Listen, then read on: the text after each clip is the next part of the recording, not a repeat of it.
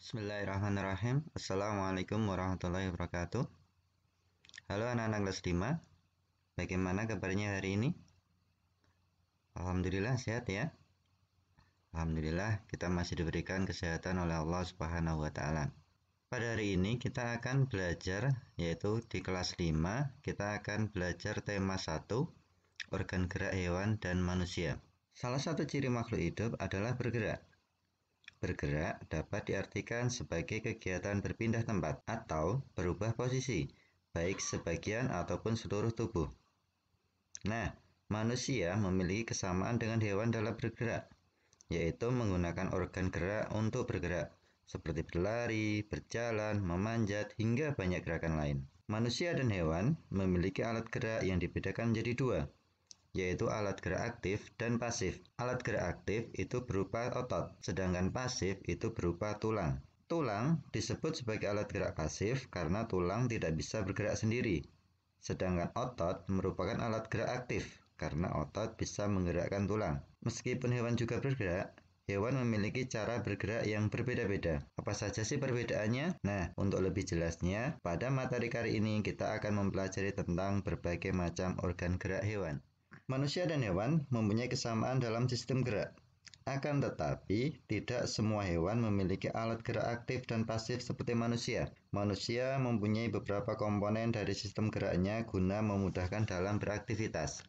Komponen sistem gerak yang ada pada manusia mencakup rangka, otot, dan juga sendi. Sistem gerak yang ada pada hewan berbeda-beda, sebab hewan ada yang hidupnya di air, di darat, dan juga di udara. Nah, salah satu contohnya adalah hewan yang bergerak menggunakan sirip. Hewan yang bergerak menggunakan sirip contohnya adalah ikan. Kemudian ada juga hewan yang bergerak menggunakan sayap. Contohnya adalah burung. Hewan yang bergerak menggunakan kaki. Ini sangat banyak sekali ya contohnya, seperti kuda, kambing, sapi, kucing, dan lain sebagainya. Dan yang terakhir adalah hewan yang menggunakan otot perutnya untuk bergerak. Itu biasanya dimiliki oleh hewan reptil, seperti ular. Oke, anak-anak semuanya, kita lanjutkan. Pernahkah kalian membaca sebuah teks bacaan? Pastinya pernah ya, baik kalian dapatkan dalam buku pelajaran maupun dari majalah atau bacaan-bacaan yang lainnya. Nah, di dalam sebuah bacaan, pasti kalian akan menemukan ide pokok. Nah, apa sih ide pokok itu?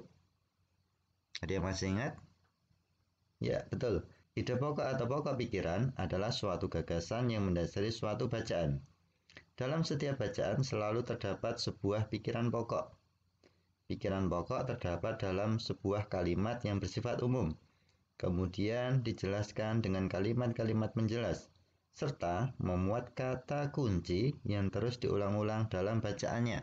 Nah, di sini Pak Guru akan jelaskan 3 jenis paragraf berdasarkan letak pokok pikirannya atau letak kalimat utamanya. Yang pertama, ada paragraf deduktif, yaitu paragraf yang kalimat utama atau ide pokoknya berada di awal paragraf. Kemudian yang kedua, paragraf induktif. Induktif adalah paragraf yang kalimat utama atau ide pokoknya berada di akhir sebuah paragraf. Dan yang terakhir ada paragraf deduktif induktif atau biasa disebut juga dengan paragraf campuran. Paragraf campuran itu paragraf yang kalimat utama atau ide pokoknya berada di awal dan di akhir sebuah paragraf. Kemudian bagaimana sih cara menemukan sebuah ide pokok atau gagasan utama? Yaitu dengan kita membaca sekilas atau disebut juga dengan membaca scanning. Apa sih membaca sekilas atau scanning itu? Ya, membaca sekilas atau scanning adalah membaca yang dilakukan dengan sekejap mata, secara singkat untuk mengetahui inti dari apa yang disampaikan oleh penulis. Oke, sekarang bagaimana langkah-langkahnya? Bagaimana sekarang langkah-langkahnya kita membaca sekilas atau scanning? Yang pertama, siapkan diri dan pusatkan perhatian terhadap bacaan yang akan kita baca. Kemudian yang kedua, pahamilah judul bacaannya, memang jika ada. Tetapi ada beberapa bacaan yang memang hanya potongan paragraf, sehingga tidak ada judulnya. Kemudian yang ketiga, bacalah teks atau bacaan secara sekilas, dan temukan gagasan pokoknya. Nah, gagasan pokok itu biasanya dalam sebuah kalimat utama. Dan yang terakhir, kita rumuskan gagasan pokoknya yang kita temukan dalam teks yang kita baca. Nah, itu ya contoh-contoh kita menemukan ide pokok secara scanning atau membaca sekilas. Nah, sekarang kita coba. Kita coba menemukan sebuah ide pokok dalam sebuah paragraf. Di sini ada sebuah paragraf. Sekarang kita baca bersama-sama. Alat gerak hewan terdiri atas dua macam, yaitu rangka dan otot. Rangka pada vertebrata merupakan rangka dalam. Rangka pada vertebrata dibedakan menjadi tiga bagian utama, yaitu tengkorak, rangka badan, dan juga rangka anggota gerak. Rangka burung terdiri atas tengkorak, ruas-ruas tulang belakang, tulang-tulang dada, dan gelang bahu, tulang-tulang gelang panggul, tulang-tulang anggota dan sayap, serta tulang-tulang anggota tubuh belakang. Sebagian tulang burung berrongga dan ringan. Sekarang kita identifikasi mana kalimat utamanya. Apakah berada di awal paragraf atau di akhir paragraf. Sekarang kita cek apakah di awal atau di akhir. Nah, ternyata setelah kita cek itu kalimat utama berada di awal, sehingga ini termasuk paragraf deduktif. Jadi ide pokoknya adalah, nah ini kalimat nomor 1. Alat gerak hewan terdiri dari dua macam, yaitu rangka dan otot. Bagaimana? Mudah kan? Cara menemukan sebuah ide pokok pikiran atau gagasan pokoknya. Nah, supaya lebih paham nanti kalian bisa sering berlatih menemukan teks atau bacaan, kemudian kalian akan coba temukan mana ide pokoknya atau gagasan pokoknya.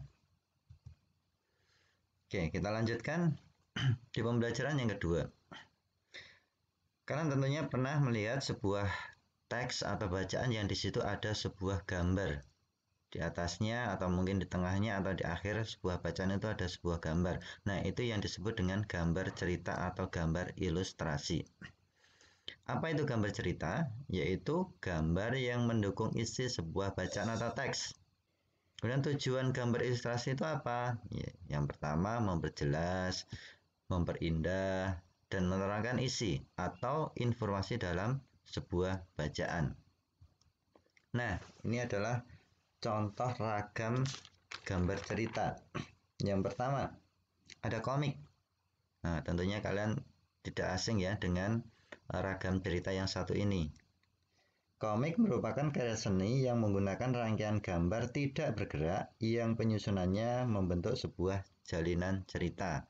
Nah, ini adalah pengertian dari komik. Kemudian yang kedua, cergam atau cerita bergambar.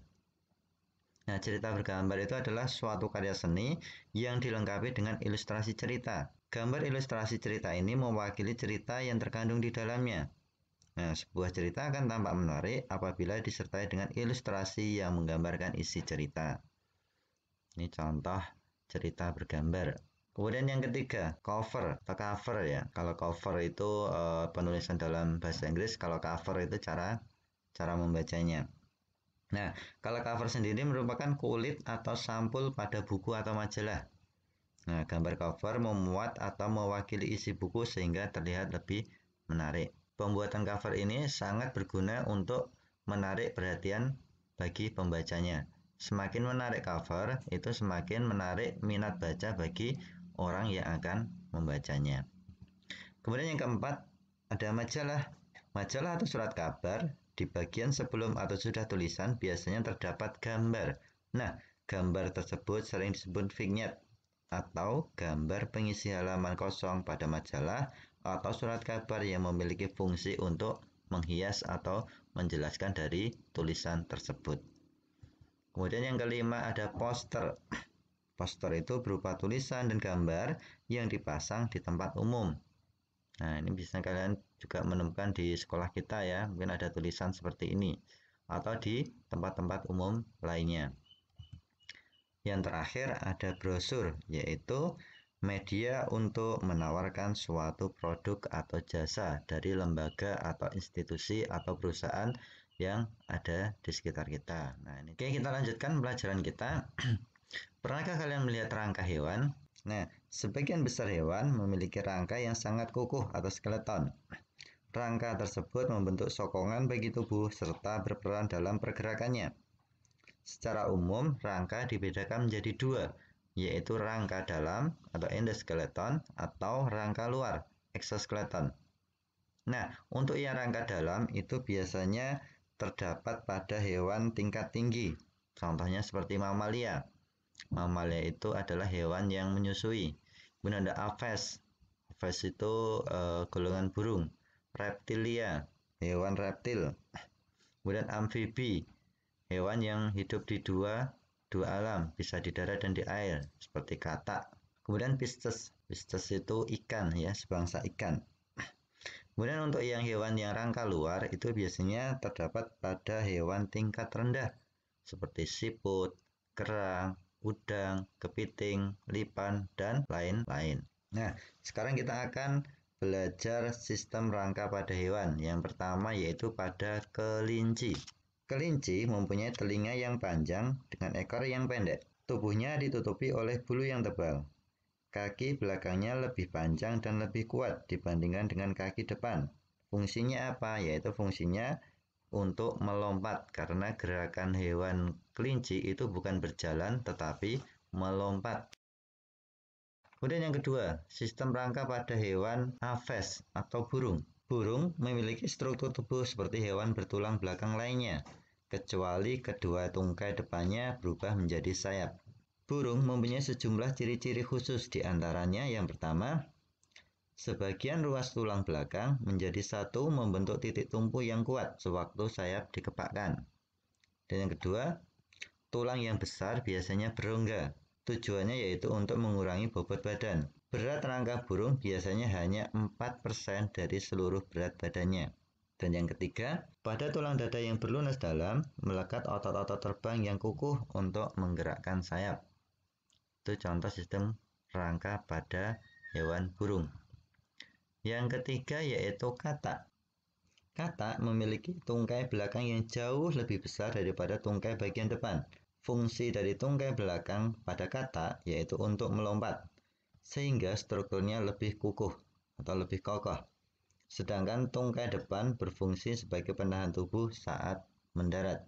Dan yang keempat adalah ikan atau pisces. Ikan termasuk hewan yang bertulang belakang yang memiliki habitat di air dengan sistem pernafasan berupa insang. Seperti jenis hewan di laut, hewan ikan memiliki sirip yang berfungsi untuk bergerak di dalam air dan dilengkapi dengan gurat sisi untuk mengetahui tekanan air. Tubuhnya yang ramping memudahkan bergerak di dalam air. Jenis hewan ikan itu ada dua, yang pertama ikan tulang rawan seperti ikan pari, hiu, dan ikan cucut. Kemudian ada juga ikan bertulang keras seperti ikan mas, ikan gurami, maupun ikan yang lainnya. Dan yang terakhir adalah ular, yang termasuk golongan reptil, golongan hewan yang melata. Nah, pada ular gerakan terjadi saat rangka tubuh meliuk ke kiri dan ke kanan. Gerakan ini disebut sebagai lokomosi berkelok-kelok. Bagian samping tubuh ular bertumpu pada bagian permukaan yang tidak rata, dan bila ayunan gelombang sampai ke belakang, ular akan meluncur ke depan dengan sisi yang licin yang menutupi perutnya. Itu ya, 5 contoh sistem rangka pada hewan. Nah, sekarang yang terakhir, kita akan berkreasi membuat sebuah model alat gerak hewan. Nah, di sini kita akan membuat model alat gerak hewan siput. Nanti kalian bisa menirukan polanya seperti ini, dimulai dari nomor 1 sampai nomor 6. Langkah kerjanya yaitu yang pertama, kita siapkan buku gambar dan juga alat untuk menggambar, dan juga alat untuk mewarnai ya, karena nanti kita akan mewarnai. Dan yang kedua, kita gambar pada kertas gambar seperti contoh. Kemudian yang terakhir, kita warnai gambar tersebut agar terlihat lebih menarik. Selamat mencoba di rumah. Jangan lupa nanti setelah selesai mengerjakan bisa kalian kirimkan ke wali kelasnya masing-masing. Oke, cukup sekian untuk pembelajaran kita kali ini. Sampai bertemu lagi di pembelajaran selanjutnya. Jangan lupa kita masih di masa pandemi. kita tetap jaga protokol kesehatan, 5M tetap kita jalankan, dan tetap semangat untuk belajar meskipun kita masih belajarnya secara daring atau secara online. Pak Guru, cukup sekian. Assalamualaikum warahmatullahi wabarakatuh.